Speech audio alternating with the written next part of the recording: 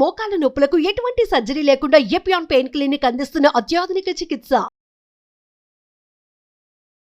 Present జనరేషన్‌లో బయటికి రావాలంటే ఎవరైనా సరే, ముఖ్యంగా లేడీస్ కాస్మోటిక్స్ వాడకుండా బయటికి రావట్లేదు. అసలు ఇది ఎంతవరకు సేఫ్? దీని గురించి మాట్లాడదాం. మనతో పాటు ఉన్నారు న్యూట్రిషనిస్ట్ ఆశ్రిత గారు. నమస్తే మేడం. నమస్తే అండి. కాస్మోటిక్స్ లేనిదే ఎవరు బయటికి రావట్లేదు. మనం స్ప్రేస్, తర్వాత ఫౌండేషన్స్, ఇలా రకరకాలవన్నీ కూడా యూజ్ చేస్తారు. పౌడర్స్ ఇవన్నీ కూడా. ఇది ఎంతవరకు సేఫ్ అంటారు? Very good question. యాక్చువల్‌గా ఈ కాస్మోటిక్స్‌తో వచ్చే మేజర్ ఇష్యూ ఏంటంటే, ఇవన్నీ కూడా మనకి ఎండోక్రైన్ డిస్రప్టర్స్ అంటారు. అంటే ఏంటంటే, మన హార్మోన్స్‌ని ఇంబాలెన్స్ చేసే కెపాసిటీ ఇందులో వాడే కెమికల్స్‌లో ఉంది. సో, మీరు ఒక కాస్మెటిక్ ఏదైనా తీసుకోండి. ఫర్ ఎగ్జాంపుల్ ఒక ఫౌండేషన్ పౌడర్ కానీ, లేకపోతే ఆర్ ఎనీథింగ్ ఎల్స్. సో, బేసిక్‌గా అందరూ వాడే ఫౌండేషన్ పౌడర్ అనుకుంటే, ఆ పౌడర్ వెనక మీరు చూస్తే చాలా కెమికల్స్ ఉంటాయి అందులో. It is loaded with so many chemicals. So, ఇలాంటి పౌడర్ జనరల్‌గా పబ్లిక్ వాడుతూనే ఉంటారు. Everybody uses almost. సో, కానీ ఇందులో రకరకాల కెమికల్స్ యాడ్ చేయడం జరుగుతుంది. ఇంకొన్నిట్లలో ఫ్రేగ్రెన్స్‌లు కూడా యాడ్ చేయడం జరుగుతుంది. సో, ఈ కాంపాక్ట్ పౌడర్స్ వీటన్నిట్లలో ఎండోక్రైన్ డిస్రప్టర్ కెమికల్స్ ఉంటాయి. ఇవి బేసికల్లీ ఏం చేస్తాయంటే, మన హార్మోన్ సిస్టమ్‌ని ఇంబాలెన్స్ చేస్తే, స్పెసిఫిక్‌గా ఈస్ట్రోజన్ హార్మోన్.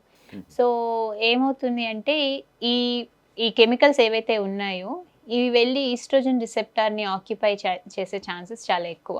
అంటే కాదు మేడం. ఇప్పుడు ఇవి మనం పైన అప్లై చేసుకుంటాం. ఎక్కడ కూడా మనం అది ఏదైనా మెడిసిన్స్ లాగా అట్లా మనం యూజ్ చేసేది కాదు కదా. బట్ ఇది ఓరల్‌గా యూజ్ చేసేదే కదా.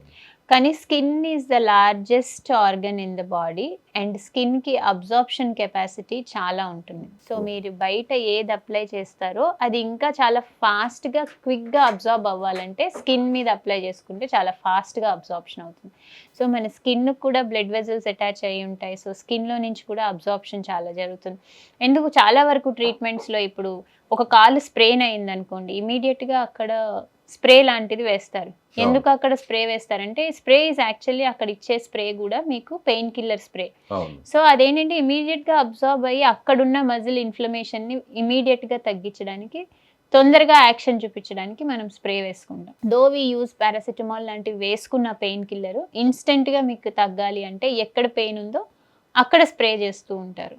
సో, అలాంటిది skin is a very absorptive. So, skin మీద ఏది పెడితే అది బ్లడ్ వెజల్ సర్క్యులేషన్‌లోకి వెళ్ళే ఛాన్సెస్ 100% ఉంటాయి. ఒకవేళ వీటిని యూజ్ చేసి అంటే ఇప్పుడు ఉన్నటువంటి ప్రొఫెషనల్ జనరేషన్‌లో తప్పట్లేదు అందరికి కూడా.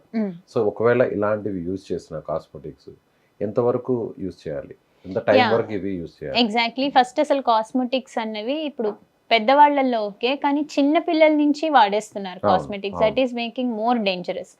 అంటే అట్లీస్ట్ 3 ఇయర్స్ పిల్లలకి కొంచెం మాట్లాడడం వచ్చు అన్నప్పటి నుంచి కూడా కాస్మెటిక్స్ యూసేజ్ అనేది స్టార్ట్ అవుతుంది. అసలు పేరెంట్స్ చెప్పకముందే వాళ్ళే వెళ్ళిపోతున్నారు చిన్నపిల్లలు. అంటే పేరెంట్స్ చూసి వీళ్ళు అట్రాక్ట్ అవుతున్నారు. సో, ఇదొక ఫ్యాంటసీ లాగా వాళ్ళకి.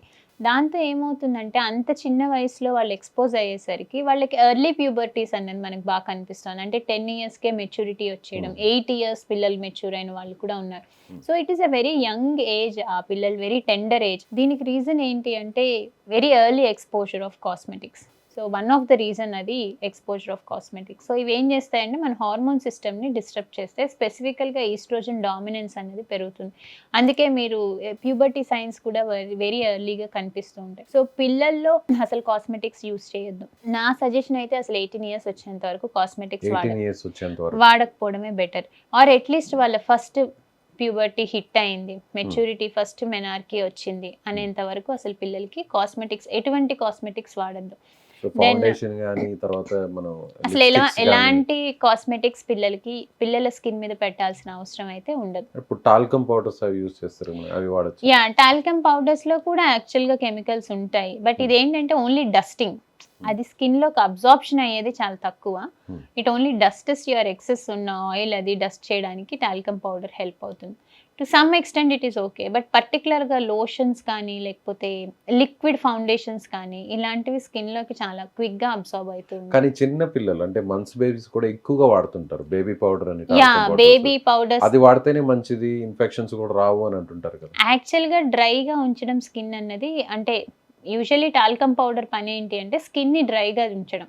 సో, దాని గురించి మీరు అసలు యాక్చువల్గా పిల్లలకి స్కిన్ మామూలుగా వైప్ చేసి డ్రై చేసినా సరే సరిపోతుంది. పిల్లలకి కూడా టాల్కమ్ పౌడర్ వాడాల్సిన అవసరం లేదు.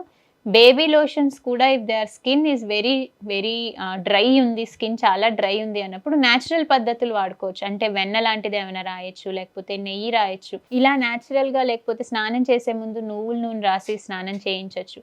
These are the best ways for moisturisation for kids.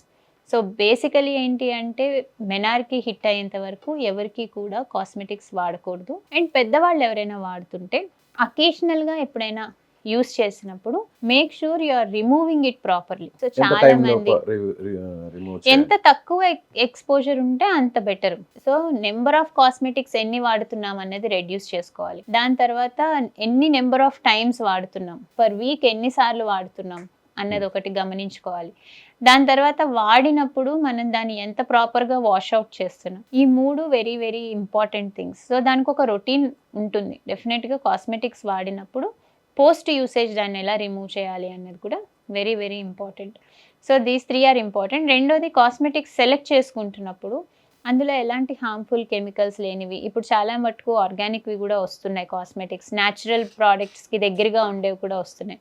So brand select చేసుకునేటప్పుడు ఆర్గానిక్ బ్రాండ్స్ సెలెక్ట్ చేసుకోండి. దాన్ going for more expensive brands కంటే కూడా ఏవైతే ఆర్గానిక్ వర్షన్స్ ఇస్తున్నాయో అవి వాడుకోండి. స్కిన్ మీద ఏది పెడుతున్నామో అది డెఫినెట్గా రీసెర్చ్ చేయకుండా స్కిన్ మీద పెట్టుకోవడం అనేది అంత సజెస్టబుల్ కాదు. అలాగే బ్లీచింగ్ అని, ట్యాన్ ప్యాక్స్ అని, తర్వాత ఫేస్ ప్యాక్స్ అని, చార్కోల్ ఫేస్ ప్యాక్స్ అని, ఇలా రకరకాలుగా వాడుతుంటారు. అవి కూడా డెఫినెట్లీ అందులో కూడా కెమికల్స్ ఉంటాయి. సో ఎటువంటి మనము ప్రొసీజర్స్ చేసుకున్నా సరే సో వాటిలలో కెమికల్స్ ఉంటాయి. సో మీరు ప్రొసీజర్ చేయించుకుంటున్నప్పుడు ఎవరైతే చేస్తున్నారో వాళ్ళని దాని డీటెయిల్స్ అడగండి. సో మీరు ఫేస్కి ఏం పెడుతున్నారు, ఇందులో ఏమేమి ఉన్నాయి, ఆర్ వాళ్ళని ఆ ప్రోడక్ట్ తీసుకుని వెనక ఇంగ్రీడియంట్ లిస్ట్ అడగండి. You have all rights to ask. So డెఫినెట్గా మోర్ దెన్ 10 ఇంగ్రీడియంట్స్ ఉంటున్నాయంటే it is very rich in ఏమంటారు which are not good for your endocrine disruptors ఎక్కువ ఉన్నాయని అర్థం. సో డెఫినెట్గా స్కిన్కి వాడేవి ఏవైనా సరే ఇవన్నీ మన హార్మోన్స్ మీద ఎఫెక్ట్ కనిపిస్తాయి కాబట్టి you make sure you are knowing about the product well. So అలాగే రూమ్ ఫ్రెష్నెస్ కూడా ఎక్కువ వాడుతుంటారు, పర్ఫ్యూమ్స్ వాడుతుంటారు, అలాగే బాడీ స్ప్రేస్ వాడుతుంటారు. ఇవి ఎంతవరకు సేఫ్ అంటారు? వీటిలలో రీసెంట్ స్టడీస్ ఏం చెప్తున్నాయంటే మీరు చెప్పిన కేటగిరీ అన్నిట్లలో కూడా ఫ్రేగ్రెన్స్ అని ఉంటుంది. ఒక ఫ్రేగ్రెన్స్ ఇక్కడ మనకి వెనక లేబుల్ చూసుకుంటే ఫ్రేగ్రెన్స్ అనే రాస్తారు, కానీ ఆ ఫ్రేగ్రెన్స్ కి 400 కెమికల్స్ తోటి ఫ్రేగ్రెన్స్ తయారవుతుంది మినిమం. సో ఈ కెమికల్స్ అన్ని మన బాడీలోకి వెళ్తున్నట్టే. And there are studies showing that this will cause cancer as well. Women లో అయితే బ్రెస్ట్ క్యాన్సర్ వచ్చే ఛాన్సెస్ చాలా ఎక్కువ ఉంటాయి. Okay madam, thank you madam.